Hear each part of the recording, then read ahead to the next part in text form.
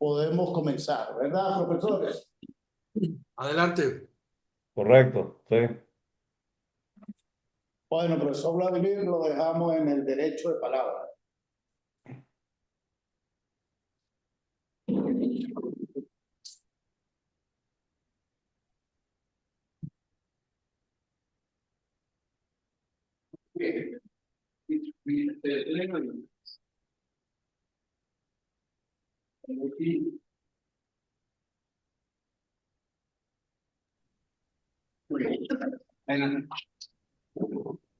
Bueno, buenos días a todos y igualmente agradecido por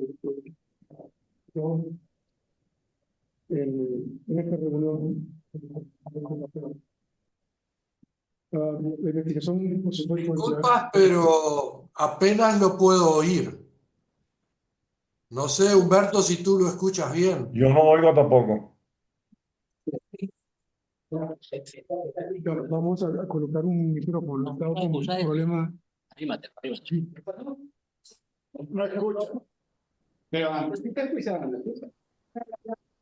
Ah, Bueno, así se me pueden escuchar. Ahora mejor. Entrecortado. Sí, bueno, he estado con problemas de salud y tengo algunas dificultades.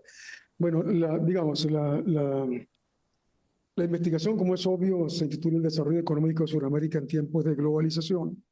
Y básicamente lo que me planteé allí fue investigar las causas de la postración del desarrollo en la contemporaneidad, digamos. Por tal entiendo el periodo que va de 1990 hasta el momento, que también lo ubico como el tiempo de la globalización. No.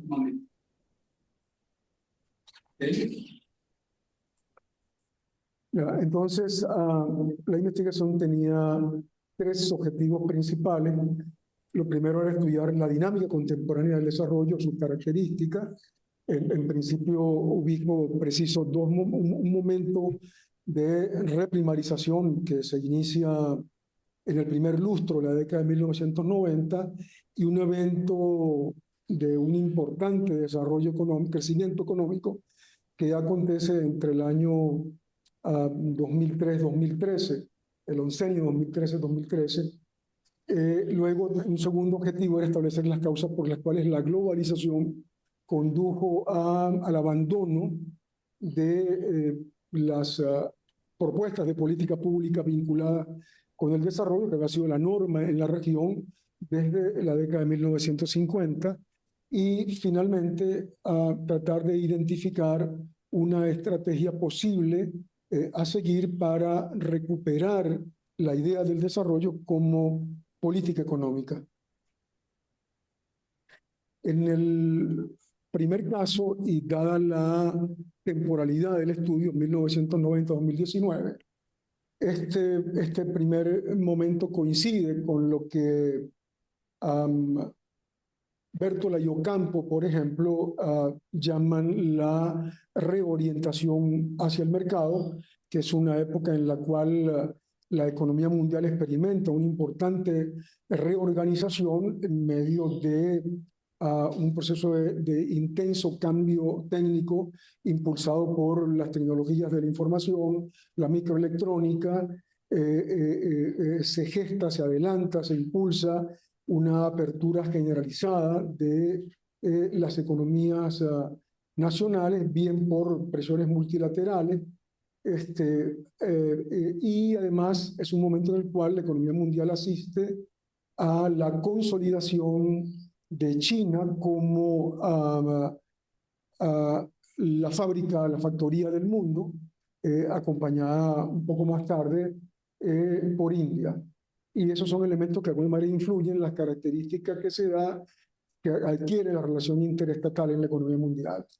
Entonces, tenemos un momento entonces de reprimarización y un evento de crecimiento económico asistido por monetización de ingresos externos, que son los dos elementos que me parece resaltante en este evento de reorientación de la región hacia el mercado. En el primer caso, el evento de reprimarización ha sido discutido en América del Sur como un proceso en el cual en las economías nacionales adquiere una importancia central los recursos naturales. Y Alejandro Nadal, que es el primero que publica un artículo sobre este hecho en el año 2009, lo ilustra como con la ratio BAT Manufactura sobre PIB.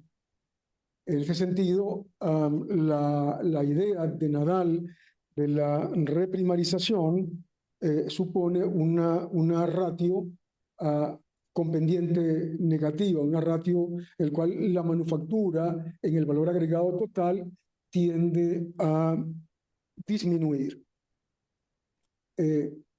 Esto supone entonces, en la perspectiva de Nadal y otros autores que acogen la tesis de la reprimarización en esos términos, que la reprimarización implica una pérdida de capital y capacidades y también implica de suyo un proceso de desindustrialización.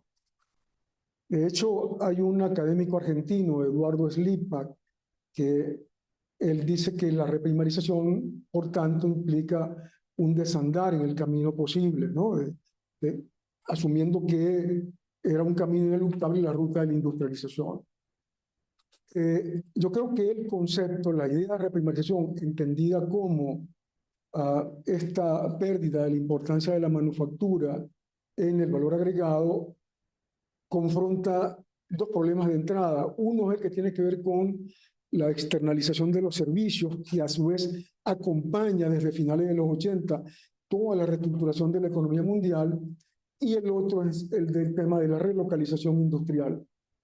Es decir, en el primer caso, la externalización de los servicios, es decir, esta tendencia que tiene el sector industrial o las empresas de sacar de su contabilidad las actividades de servicio, externalizarlas por un problema de eficiencia, genera en lo inmediato un impacto sobre el nivel general de empleo. Digamos, lo que uno ve es que el empleo disminuye, pero no le pasa nada a la formación de capital. La formación de capital total de la economía se mantiene inalterada. En el segundo caso, la relocalización industrial es un proceso que, digamos, comenzamos a observarlo tempranamente en Estados Unidos ya a finales de los años 60, se acelera a finales de los 80 en los mismos Estados Unidos y adquiere una perspectiva global en los años 90. La relocalización industrial, por el contrario, sí comporta un proceso de reducción drástica de la formación de capital y, por tanto, de desindustrialización, porque la relocalización reorganiza la producción no solo entre los países de la región, sino también entre la región y el resto del mundo. De esta manera, las corporaciones transnacionales, por ejemplo, en su proceso de optimización, no solamente sacaron actividades de servicio, la contabilidad, el diseño, dentro de las unidades de producción, sino que, por ejemplo, racionalizaron dentro de la región actividades propiamente industriales, como por ejemplo el sector automotriz. El sector automotriz, donde para aprovechar las políticas sustitutivas, las políticas arancelarias propias de la sustitución de importaciones, no solamente habían instalado pequeñas plantas en cada uno de los países, en este proceso se relocaliza, se reorganiza y se trasladan principalmente a Brasil, Argentina, Colombia, alguna industria de partes de Ecuador, y eso tiene el efecto que en el valor agregado del conjunto de la manufactura uno ve como evidente ese proceso de desindustrialización vía una drástica reducción de la formación de capital. Pero además, muchas de esas actividades también fueron sacadas hacia Asia.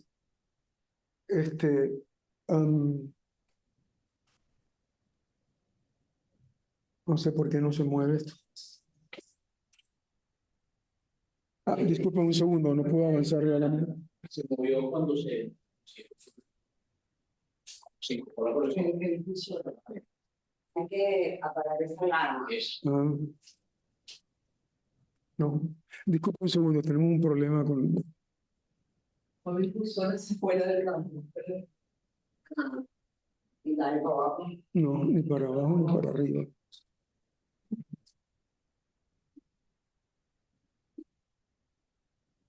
Esperar que venga el... ¿Cómo estamos bajando con la directriz? Sí, bonito. Si no tienes un mouse, baja con el mouse, a ver. ¿Bajó? Sí. Ah, ahora sí, ok. Ahora bien, ah, esta visión según la cual el proceso de reprimarización alude a la creciente importancia del sector primario de materias primas en el valor agregado, debería de alguna manera estar recogida por la contabilidad nacional. Y la contabilidad nacional nos dice otra cosa distinta. Si yo miro el valor agregado del sector primario en la contabilidad nacional, me dice que su participación es bastante limitada en relación con los otros dos sectores. Lo que sí ha crecido de una manera dramática en la región ha sido el valor agregado del sector servicio. Esa es precisamente la razón por la cual no consideré mucho la discusión sobre neoextractivismo. Por ejemplo, Gudina, Maristeles Vampa, que son académicos latinoamericanos que insisten en que el proceso es de neoextractivismo, eso no tiene respaldo en la estadística. Entonces, me parece que no era relevante considerarlo. De todas maneras, lo que hice fue replantear el problema de la reprimarización, porque lo que sí me resulta evidente en la investigación, en la gestión de las estadísticas, es que ha habido un proceso marcado, acentuado desde 1994 de una importancia creciente del componente de productos primarios, materias primas, en las exportaciones de bienes, las exportaciones totales de bienes. Y ese es un proceso que lo observamos desde 1994.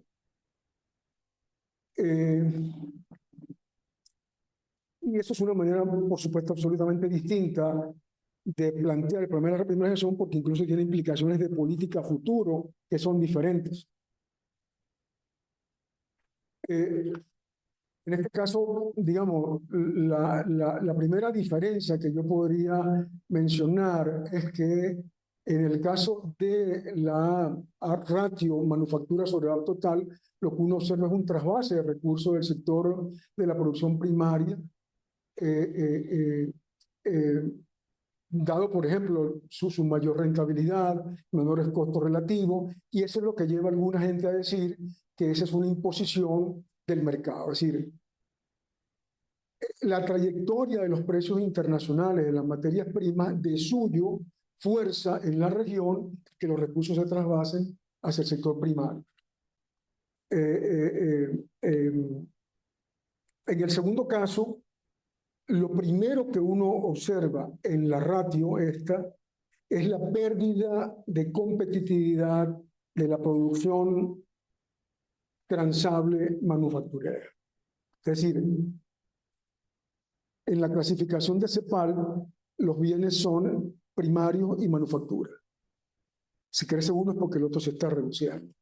Entonces, lo que uno ve es que el segundo se reduce porque hay una pérdida de competitividad, y esa competitividad puede estar relacionada con problemas de política comercial, con la difusión externa de la oferta. Por ejemplo, es posible que los gustos del consumidor en la región hayan cambiado a la luz de una mayor apertura, porque no, estoy hablando de la década de 1990, la época de la globalización, y los gustos del consumidor regional cambian, por ejemplo, hacia manufacturas con mayor contenido tecnológico. Entonces sencillamente abandono la demanda de manufacturas locales.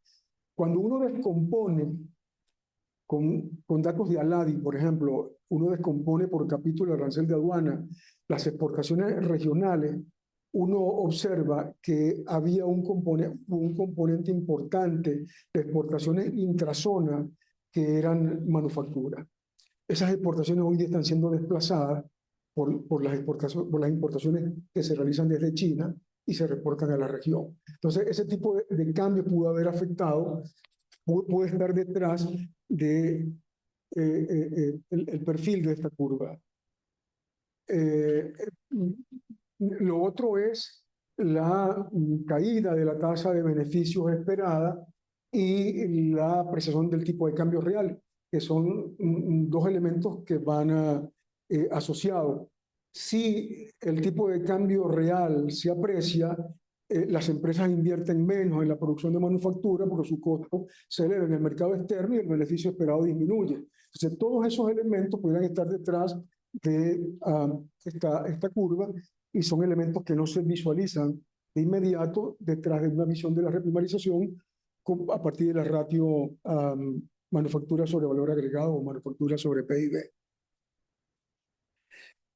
Un elemento que para mí sí en la investigación se luce evidente a primera vista es el hecho de que en la literatura revisada en la región nadie considera el tipo de cambio. Pero hay una insistencia en la región de que la causa de la reprimarización en la región es el comercio con China. Y simplemente coloqué este cuadro para ilustrar el hecho de que la importancia de China como proveedor de importaciones a la región acontece 2 décadas después de identificar el evento de la inflexión en la curva de productos primarios sobre exportaciones de bienes totales. De tal manera que eso me dice que el factor China en ese momento así fue irrelevante. Lo que sí me parece importante es el papel que juega el tipo de cambio real. Si nosotros vemos, aquí tenemos un periodo de 1989 a 2019 y usted mira a lo largo de 40 años, el tipo de cambio real tiene una pendiente negativa. Es decir, el valor, el signo negativo lo que me dice es que hay una tendencia a la apreciación del tipo de cambio. Y cuando ocurre una apreciación del tipo de cambio, la oferta nuestra en el resto del mundo se encarece y se abaratan las importaciones. El tipo de cambio para sociedades que tienen economías abiertas, el tipo de cambio es el precio fundamental porque ese precio decide en la economía nacional la asignación de recursos entre el sector transable, es decir, el que produce bienes de exportación o que compiten con importaciones, y el sector no transable. Pero además es también el precio que influye en la asignación de recursos entre la economía doméstica y el resto del mundo. Si constituye activos externos, me mantengo en moneda nacional. Y ese precio es tan importante como, por ejemplo, la tasa de lucro, como el tipo impositivo, porque es el precio que decide el arbitraje entre decisiones de gasto internas y externas.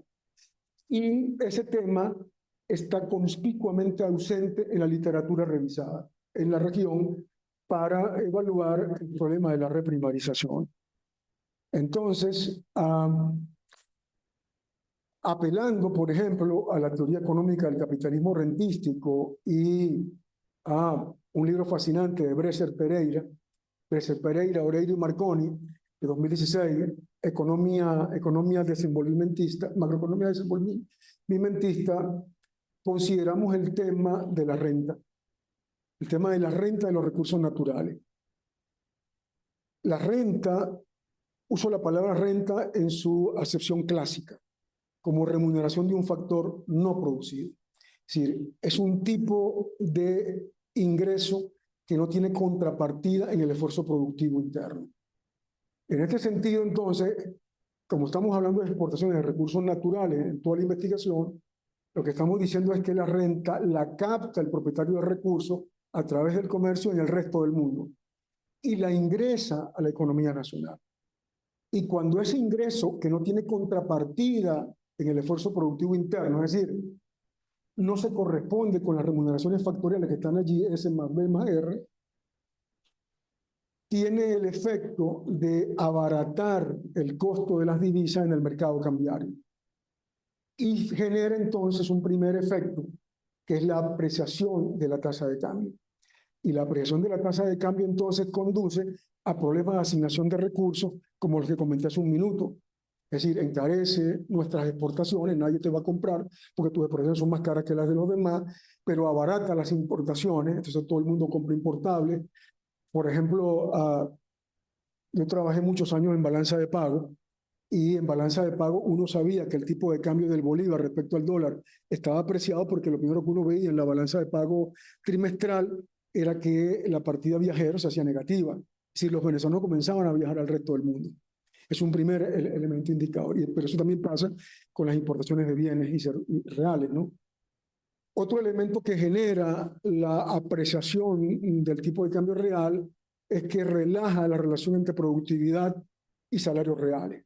Es decir, la renta concede a los salarios un poder de compra por encima de su productividad.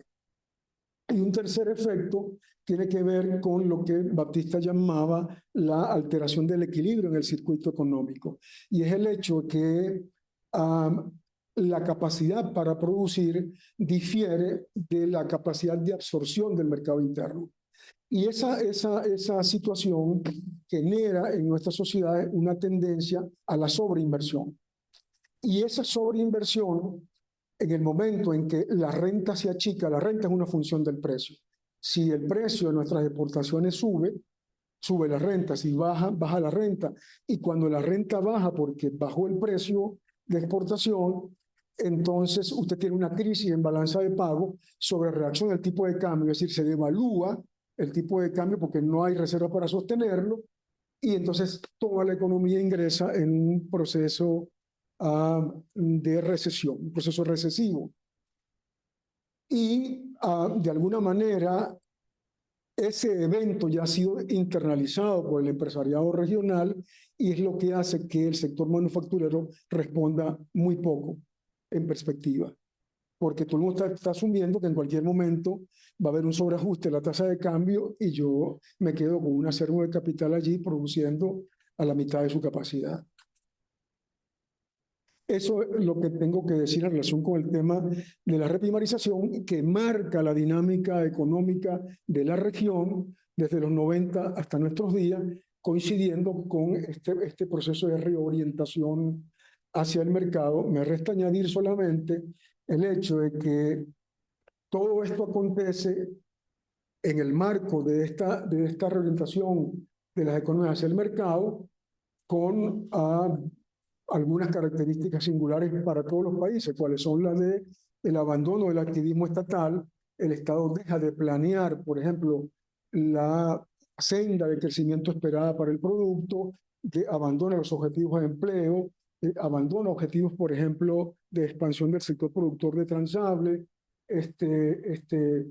Se privatizaron los activos públicos, básicamente activos mineros y de servicios, en muchos países telecomunicaciones, carreteras.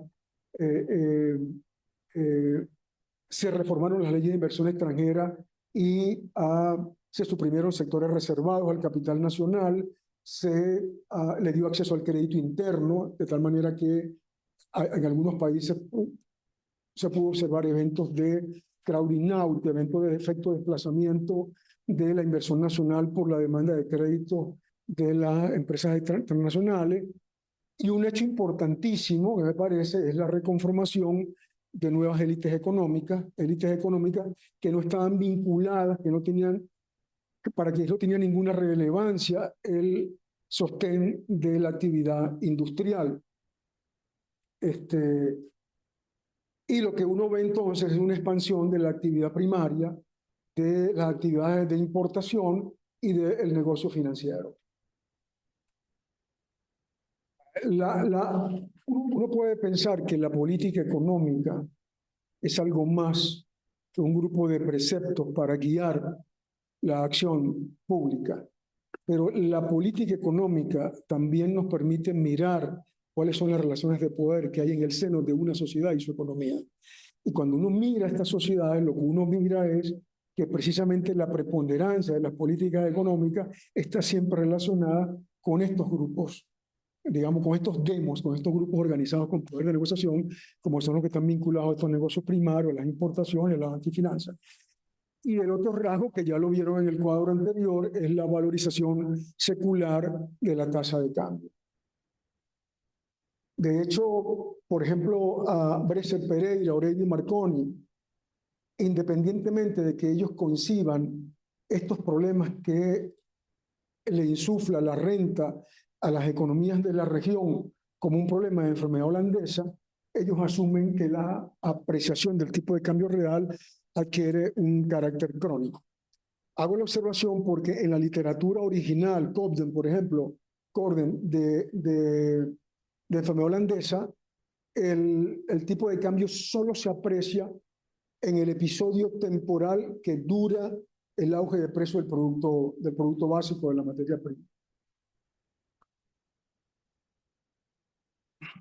Seguidamente voy a comentar entonces en medio de este proceso de reprimarización tenemos un evento de crecimiento que a mi juicio acontece acompañado básicamente por la monetización del superávit de balanza de pago por parte del sector público que está asociado con las exportaciones.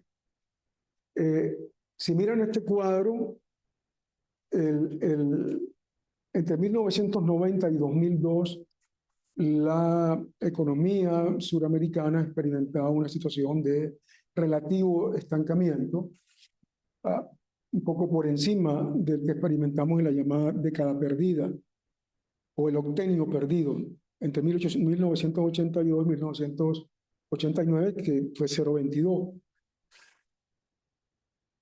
Pero entre 2003 y 2013, que acontece este proceso de crecimiento que fue insuflado por la expansión de los precios de los productos básicos de exportación y monetizado, gastado por el sector público, fue de 3,10%.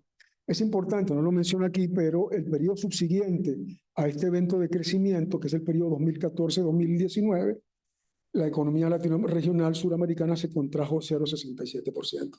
Es decir, que la época de la globalización es una época de desastre macroeconómico para la región, donde el crecimiento del producto por habitante, de la riqueza por habitante, es menor al crecimiento que la región observó en el periodo de industrialización conducida por el Estado o industrialización sustitutiva, como se quiera decir, que es el periodo que se quería enmendar con las políticas adoptadas en el año 90 con el nuevo récipe estándar, como dice Rodri, que fue el consenso de Washington.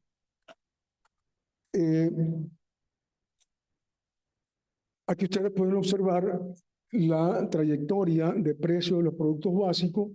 El periodo de auge comienza en 2002, se mantiene hasta 2011 el cenit, luego comienza a caer, pero todavía en 2019 estaba, no sé, un 48% por encima del precio de 2002, pero eso está en la investigación detallado. Y seguidamente muestro el periodo de crecimiento, el rezago, como suele decirse en econometría, el proceso de crecimiento de 2003 hasta 2013. Aquí, observo cómo se financió ese crecimiento. Ese crecimiento se financió fundamentalmente con el endeudamiento interno, también con el superávit comercial y con inversión extranjera directa. El superávit comercial en ese periodo fue 3,2 veces superior al periodo anterior de auge de 83-92. La inversión extranjera se incrementó casi 2 veces también, pero la deuda interna se expandió en 339%. Es decir, aquí hubo una orgía de ingresos en la región y cuando uno observa la magnitud de los recursos que entraron a la región, eso a algunos académicos los llevó a pensar que la región vivió en ese momento un evento de desarrollo económico. Yo creo que a raíz de los resultados que uno observa en el periodo posterior, uno puede decir de ello, pero también por los elementos que guían. Esto lo puedo pasar en razón del tiempo, ya estoy llegando. Básicamente data que muestra cómo se expande el gasto del sector público. Ese gasto incide en la expansión de la demanda agregada interna. En la región aumentó la propensión media a importar, como se corresponde cuando usted tiene una apreciación del tipo de cambio real. El sector transable crece, pero crece menos que el sector no transable. El empleo se canaliza básicamente al sector de servicio. Es decir, acontece todo lo que no debía acontecer si hubiese habido un proceso de desarrollo económico en ese periodo de tiempo.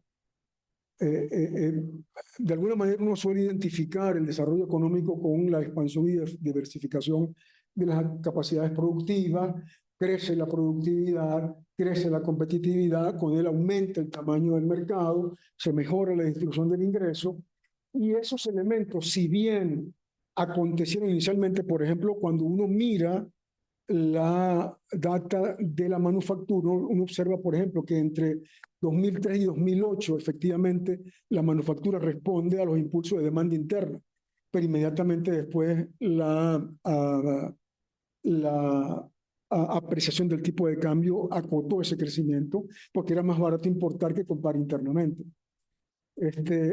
Por otro lado, buena parte de la información sobre distribución del ingreso en la investigación considero a Nora Lustig, que es un académico importante cuando trabajamos con datos de distribución del ingreso.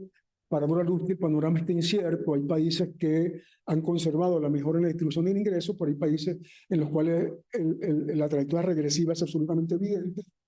Pero otros autores, de Rosa, Flores, Moore, en un estudio para el Banco Interamericano de Desarrollo, el grupo de la Escuela Económica de París, donde está Piketty, Emmanuel Sáenz, que son los que producen el World Inequality Report, muestran que ha habido una creciente polarización. Incluso el 50% más pobre cada vez le toca una proporción más chica de la tajada en este periodo posterior a este evento.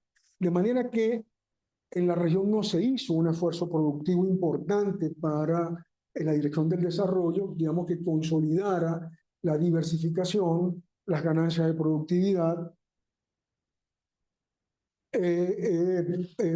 Por ejemplo, aquí mostramos para el sector manufacturero la productividad relativa respecto de Corea del Sur, por ejemplo. Como ustedes pueden ver, la tendencia es negativa, ¿no? Terminó esto diciendo, citando el famoso trabajo, el excelente trabajo de Bertoldi de Ocampo, donde ellos señalan que la política económica en la región hubiese podido converger hacia un modelo de desarrollo más parecido al que habían seguido varios países de Asia Oriental, igualmente dirigido por el Estado, con rasgos también proteccionistas, aunque con mayor énfasis en la construcción de una base exportadora sólida y, en la mayoría de los casos, con una clara preferencia por la inversión nacional sobre la extranjera. Eso no pudo ser posible porque la correlación de fuerza en nuestra sociedad había cambiado. Y había cambiado precisamente en función de las políticas que se introdujeron para reorientar nuestra sociedad y su economía hacia el mercado. Cambia la correlación de fuerza, la política económica es distinta y llegan sectores que postulan por políticas distintas, más de reforzamiento de las tendencias rentistas en la región, como son las vinculadas con recursos naturales, con importaciones, con banca y finanzas. Ahora, ¿por qué no aconteció así? Yo creo que no aconteció así por la globalización. La razón de ver una primera relación entre globalización y lo que acontecía con lo que se seguía como política económica en la región suramericana tenía que ver o tuvo que ver inicialmente con mi propia experiencia personal. O sea, yo por muchos años viajé por todos los países de América del Sur Estuve en CEPAL, estuve en ALADI, estuve en Mercosur, estuve en UNASUR, estuve en la red de diálogo macroeconómico, donde nos reuníamos, por ejemplo, técnicos de la región a discutir. Y yo recuerdo que siempre que discutíamos lo que estábamos viendo que acontecía con la distribución del ingreso, con las canastas exportadoras que le hablan a usted de cuáles son las actividades más competitivas en su economía, yo siempre recordaba que el argumento era la globalización. No podemos hacer eso por la globalización. Por ejemplo, la obsesión con el superávit estructural. Ustedes deben recordar cuando comienza el auge de precios. Yo recuerdo, estaba con mi esposa en Santiago de Chile y hubo una famosa discusión pública que se ventiló en la prensa entre, bueno,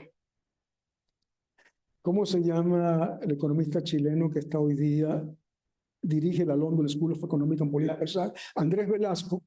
Una discusión pública porque Velasco estaba planteando la necesidad de tomar parte del superávit estructural para transvasarle ingresos a la población de menos ingresos, porque había fallecido gente por el frío. Y entonces la discusión en la prensa era cómo era posible, qué iba a pasar con Chile en la globalización si gastábamos el superávit estructural. Y entonces, bueno, quería saber, bueno, pero ¿cuál es el problema con la globalización? Y lo que comencé a trabajar manejando data, una de las cosas que uno hace cuando trabaja en bancos centrales, que tú te acostumbras a que lo primero que haces es que montas series de tiempo y las graficas para cualquier tema. Para cualquier tema que tenga estadística disponible, usted la monta, la grafica, estima la estacionalidad, revisa relaciones causales con otras variables, la descompone en tendencia y ciclo, y va mirando esas cosas. Y eso comencé a hacer con muchísimos datos de economía mundial, pero también tuve en algún momento hacerlo con datos de Estados Unidos desde 1949. Y una de las cosas que veía era que Estados Unidos había experimentado una crisis de crecimiento entre 1967 y 1982. La inversión neta es negativa, el producto, eso digamos, yo recuerdo cuando era estudiante universitario se hablaba mucho de una crisis de estanflación, y en realidad no hubo crisis de estancamiento, hubo alta inflación, hubo una inversión neta negativa, lo que dice que el producto potencial se restringió, se comprometió la capacidad productiva futura de esa economía, y el producto por habitante se redujo casi a la mitad de lo que había sido en el periodo anterior. Y por otro lado, observaba también que junto a esta crisis económica fue acompañada por una crisis de hegemonía en la cual se cuestionó internacionalmente la capacidad de Estados Unidos para conducir la acumulación de capital a escala internacional. Y eso tiene que ver con dos situaciones de entrada. Uno, la crisis de Bretton Woods y la guerra de Vietnam. La crisis de Bretton Woods condujo al desmontaje del sistema monetario y la crisis de Vietnam, cuando uno revisa literatura de la época, diario, uno se encuentra, por ejemplo, en Europa había una visión muy catastrofista de cómo en cualquier momento la Unión Soviética iba a ocupar Europa. El tema de que Asia iba a caer como un efecto dominó país por país luego de Vietnam, porque acuérdate que cae Camboya, cae Laos también en el Pathet Lao, el Khmer Rouge en Camboya. Y esa doble crisis que postra el crecimiento de la economía estadounidense, en el trabajo hay abundante data sobre ello,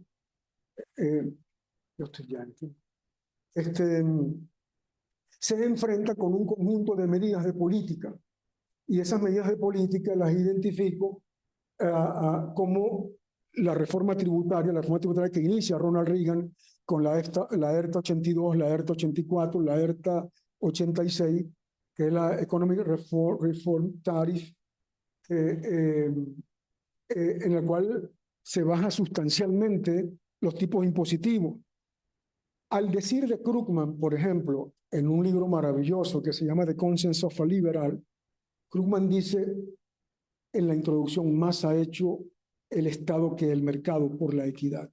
Y él coloca como ejemplo el cambio que introduce en Estados Unidos el New Deal y la reforma tributaria de Roosevelt. Roosevelt en Estados Unidos llegó a haber tasas marginales de tributación de 92%. Ni siquiera Europa llegó a esos niveles. Piketty, por ejemplo, lo documenta mucho en la era del capital. Con Ronald Reagan comienza el desmontaje de todo esto. Se introducen medidas de flexibilización laboral, se aprovecha, por ejemplo, la huelga de los controladores aéreos para aterrorizar al resto de las organizaciones sindicales, pero eso acontece al mismo tiempo en un momento en el cual el proceso de relocalización industrial ya venía ocurriendo en Estados Unidos desde más o menos el año 65, se acelera en este periodo con las reformas tributarias. Por ejemplo, hay una medida tributaria importante que la recordaba hace poco Stiglitz, se la recordaba a Donald Trump, diciendo, si tú quieres que el capital estadounidense vuelva a producir en Estados Unidos, comienza a pechar los proventos de las empresas estadounidenses en el resto del mundo. En esa época se suprimen los impuestos sobre la inversión estadounidense en el resto del mundo. Entonces, era muy barato irse a producir en el resto del mundo, uno pagaba impuestos por eso. Estaba ocurriendo en Estados Unidos, en el mercado laboral, el proceso de terciarización de esa economía, donde las actividades de servicio eran las que más estaban creciendo por este mismo hecho también de relocalización. Creo que tengo alguna data aquí. Aquí está la tasa media de participación, empleo y tiempo. Se ve cómo los empleos se van al sector servicio. El salario real se acelera su caída en todo ese periodo. Una manera de ilustrar la relocalización, la intensidad que adquirió en Estados Unidos la relocalización industrial. Ese proceso no está 5 minutos. Sigue. Ese proceso no estaba ocurriendo en el resto del mundo con la misma velocidad e intensidad que en Estados Unidos. No hasta ese momento. De hecho, las remuneraciones factoriales externas netas, si el rendimiento de inversión de Estados Unidos en el resto del mundo crecen más que el Producto Interno Bruto estadounidense. Y otra manera de ilustrarlo puede ser con el comercio intrafirma. Bueno, está la inversión extranjera. Por cada $2 que se invertía en la economía estadounidense, se invertía uno en el resto del mundo. O sea, fue dramático ese proceso de reorganización de la economía estadounidense que tuvo implicancia también para todo el resto del mundo. El comercio intrafirma, hay data de Onudi, por ejemplo, que ya en 1974 el 32% de las importaciones estadounidenses provenían de empresas estadounidenses que producían en el resto del mundo. Es decir, se iban fuera a producir para vender en Estados Unidos. Entre 2002 y 2014, de acuerdo con la Cato y Osorge, era el 50%. En los últimos años, según un estudio del BID, Alviares y Isaac, se ha reducido a 20-25%. Un tercer elemento es la desregulación del sistema financiero. No me voy a detener aquí, pero digamos, están todas las medidas que se van tomando.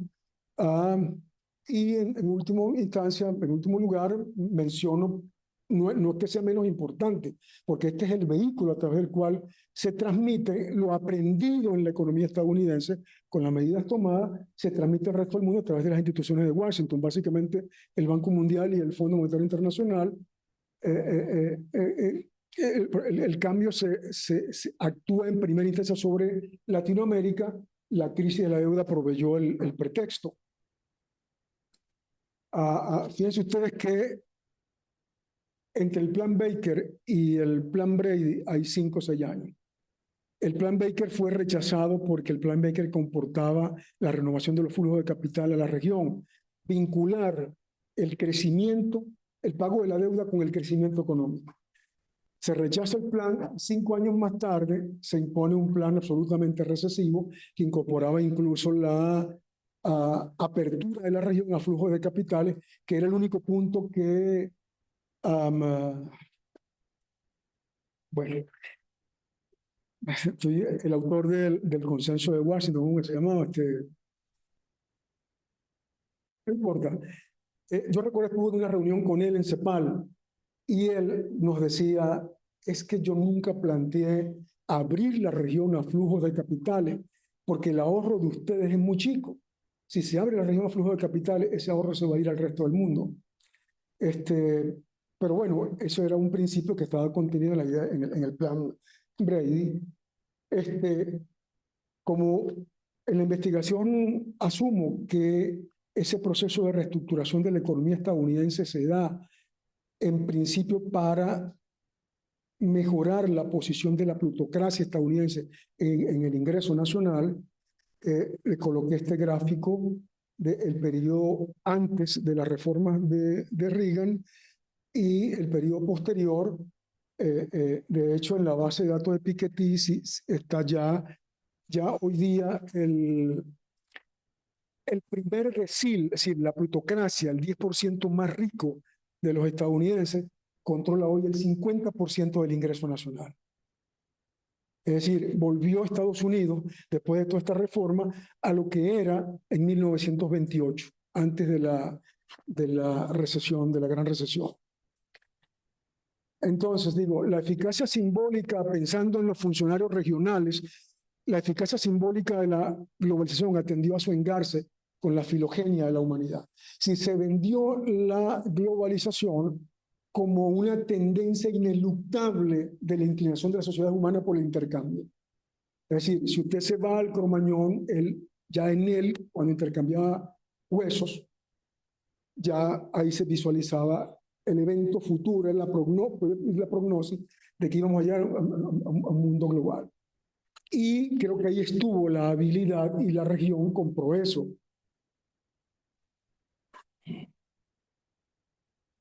Entonces, finalmente, la propuesta de recuperación del desarrollo como política económica. Es decir, la propuesta está relacionada con el tipo de concepción que introdujimos sobre reprimarización y con el análisis de cómo la globalización mediatizó la formulación de políticas regionales. Entonces, los alegatos en favor de la política industrial, porque estamos planteando aquí una política industrial concebida como política tecnológica y de innovación. Los alegatos en favor de la política industrial son el dualismo económico, la polarización de ingresos, la orientación de crecimiento. Rodrik ha estado insistiendo en el tema del dualismo económico como un rasgo evidente de las economías avanzadas hoy día, a resulta de las políticas de la globalización. Otro hecho evidente para nosotros, la polarización de ingresos, la ralentización del crecimiento económico, la inseguridad económica, el hecho de que los empleos que más crecen en el mundo son empleos precarios, la irrupción de China e India, donde China e India se están convirtiendo para muchos países, y eso es evidente, por ejemplo, el informe de UNCTAD, en país de referencia, en país a imitar, país a emular, y la decepción con el mecanismo de mercado, y un elemento muy importante en las llamadas economías avanzadas o las democracias liberales de Occidente, la competencia internacional. Es decir, el hecho de que esas sociedades cuyas economías están en la frontera del conocimiento requiere una mayor participación estatal para estimular a sus empresas a mantener ese nivel de competencia y de generación de conocimiento. De hecho, hay estudios que muestran, estudios de académicos independientes, pero también trabajos de UNCTAD, que muestran que son precisamente las democracias liberales de Occidente las que más invierten en políticas industriales. Ahora, la política industrial sigue estando sometida a una discusión sobre su pertinencia en relación con análisis que la ven como favorable en contextos de fallos de mercado, y la gente que muy vinculada más con teorías del desarrollo, a verla como la reasignación de recursos en aras de modificar la estructura económica. En el primer caso, sigue habiendo un debate con literatura incluso muy reciente En este caso yo refería a Anne Kruger, pero hay literatura mucho más reciente que sigue insistiendo en que no tiene sentido ni siquiera que el Estado haga política industrial para corregir fallos de mercado, porque los fallos de gobierno son muchísimo más relevantes que eso y empeoran la situación. Hay una literatura reciente de académicos, Sorge, Alain, Recajujas, que siguen insistiendo en la necesidad de nuestros países de hacer políticas de desarrollo, reasignar recursos con fin de modificar la estructura económica, incluso creación de mercados de capital, por ejemplo, en aquellos países que no tienen mercados de capital. Y en estos casos, en este caso de estos autores más recientes, la política industrial debe tener un sesgo sectorial específico, es decir, orientada a actividades precisas con tiempos limitados, con efectos multiplicadores sobre otras actividades, de manera que todo este esfuerzo se hace para desdecir del tipo de política industrial que se hizo, por ejemplo, en los años 60, 70.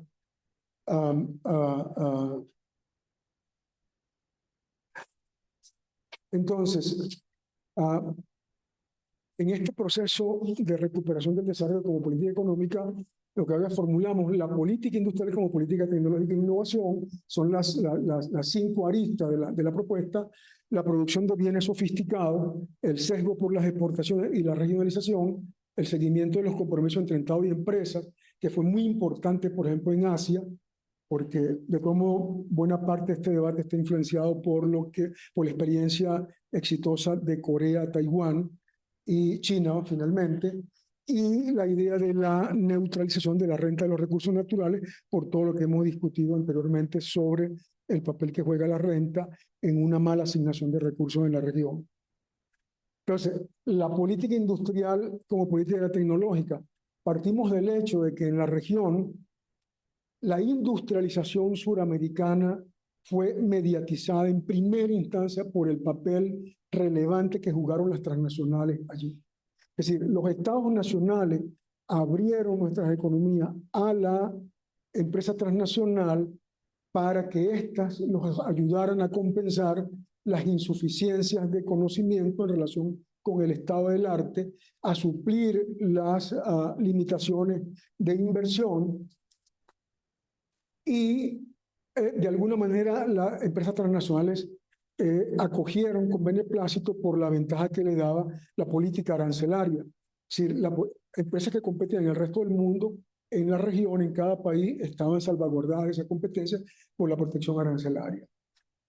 Otro elemento evidente en la región, a la luz de lo que acontece hoy día en el mundo, sobre todo en los cambios que se están dando en Asia, es la exigua participación en nuestras sociedades de la investigación y desarrollo y el gasto de educación universitaria.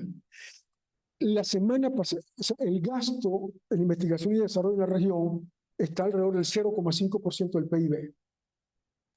Y hay países donde es menos. En Chile es el 0,4%. La semana pasada circuló profusamente en los medios una discusión entre un académico de la Universidad de Chile con el presidente chileno actual recién estrenado, José Antonio Kast. José Antonio Kast, en un evento público en Santiago, hablaba de la inutilidad del gasto en el gasto universitario en investigación y desarrollo, porque según él habían gastado $100 millones en una investigación y lo único que él veía era un libro. Y eso no tenía sentido. Entonces, un académico de la Universidad de Chile, que sospecho que se sintieron aludidos porque probablemente fueron ellos, le explicaba a Kast que si tuviésemos establecimiento productivo, la investigación la internalizaba ese establecimiento y los efectos que eso tiene. Pero esa es la visión de la clase política o de cierta clase política en nuestros países. Eso entonces, por tanto, lo asocio con la necesidad de crear un núcleo endógeno de autogeneración tecnológica, que fue una idea temprana de... oye, yo le voy a pedir disculpas, yo estoy enfermo, tengo problemas de salud, he dormido muy poco, por ejemplo, estoy poco oxigenado. se me olvidan, yo trabajo con esto todos los días del mundo y se me están olvidando algunas palabras por eso, por el agotamiento, pero a la profesora Licha la oí incluso una vez hablar mucho de este autor, porque fue mi profesor en Chile, Fan Silver.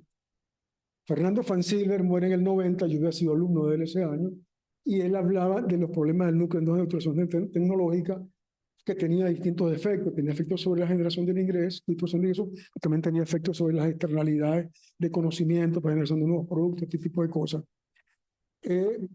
La complejidad de redes de producción y encadenamiento, asociar capacidad productiva y exportadora con bienes y servicios sofisticados.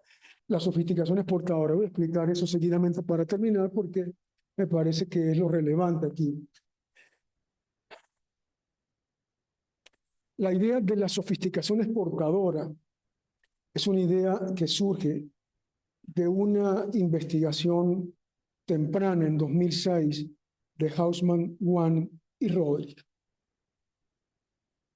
Yo creo que buena parte de lo que se está haciendo hoy día en términos de la posibilidad de construir una nueva teoría del desarrollo está saliendo del laboratorio de crecimiento de Harvard que dirige Hausman. Hay documentos donde asumo que el documento de primera relevancia en esta discusión más temprana comienza con el trabajo de Development of Self-Discovery, el desarrollo como autodescubrimiento. Y ellos lo que hicieron fue que tomaron una muestra de países y estimaron el valor ponderado de las exportaciones de cada país con relación al PIB per cápita. Y allí descubren que hay unos países que que tienen un tipo de exportación y otros que tienen otro tipo de exportación. Es decir, los países ricos exportan bienes de países ricos y los países pobres exportan bienes de países pobres. Otro elemento que descubren es un descubrimiento de dos economistas del Fondo Monetario Internacional cuyo trabajo teórico colide con la línea oficial del Fondo Monetario Internacional, que son Cherif y Asanov. Ellos se encuentran con que incluso cuando el perfil de exportación, de bienes de exportación, está por encima del nivel de ingresos de ese país, eso preludia un proceso de transformación estructural que va a poner a ese país a crecer muy rápidamente. De allí surge entonces la importancia de que un país concentre su esfuerzo de producción en producir bienes sofisticados. Y los bienes sofisticados son manufacturas que tienen características de elasticidad de ingreso de la demanda, es decir, son manufacturas que se demandan más cuando el ingreso sube en los países compradores potenciales, por ejemplo, son bienes que tienen mayor complejidad tecnológica, incorporan más progreso técnico.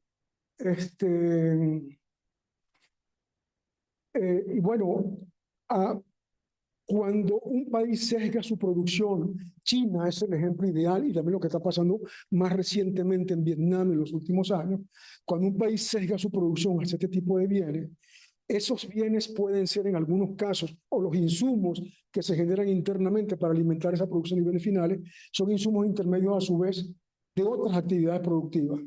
Y eso va forzando presiones de incorporación de progreso técnico que se van generalizando por todo el tejido productivo de esa economía y su sociedad, va demandando un mayor nivel de capacitación del trabajador medio y por tanto mejoras en las universidades, por ejemplo, que hace que lo que llama José Contreras el nivel medio de productividad de toda la sociedad suba.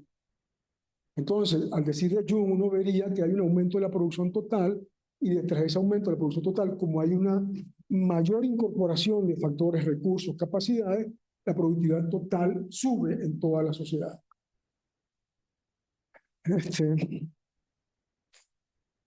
Bueno, lo tengo. La importancia del sesgo hacia las exportaciones y la regionalización tiene que ver con el hecho de que la región es la región más desigual del planeta. Por ejemplo, hay estudios de Milanovic para Chile. En Chile, el 25% del PIB lo usufructúa 10% de la población. Para Venezuela, uno podría pensar, no tenemos datos para Venezuela, no tenemos acceso a estadísticas de impuestos sobre la renta, pero pensando en metodología de Piketty, que nos hemos ocupado en algún momento de soñar con trabajar con eso, uno asume que si uno imputa, en el caso venezolano, la tenencia de activos externos, aquí el 1% debe tener algo así como el 80% del ingreso nacional. O sea, Venezuela debe ser más regresiva que Rusia incluso. Pero bueno, esa es la característica de nuestras sociedades. Si usted parte de un proceso de estimular el desarrollo económico en una región con esa característica, el sesgo por las exportaciones tiene la virtud de compensar.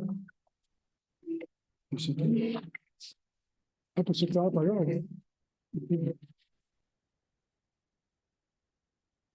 Pero estaba sin volumen. Porque eso... Bueno, el sesgo por las exportaciones tiene la ventaja de compensar la diferencia entre el nivel de producción y la capacidad de la economía doméstica para absorber ese producto nuevo. Ya vamos a darte 3 minutos más para que cierre.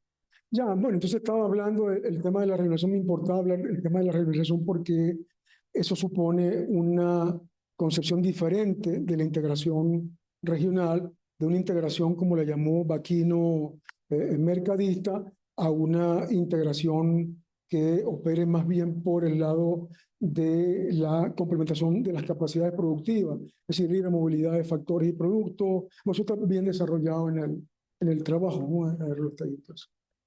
Sí, ya, gracias por haberme prestado atención.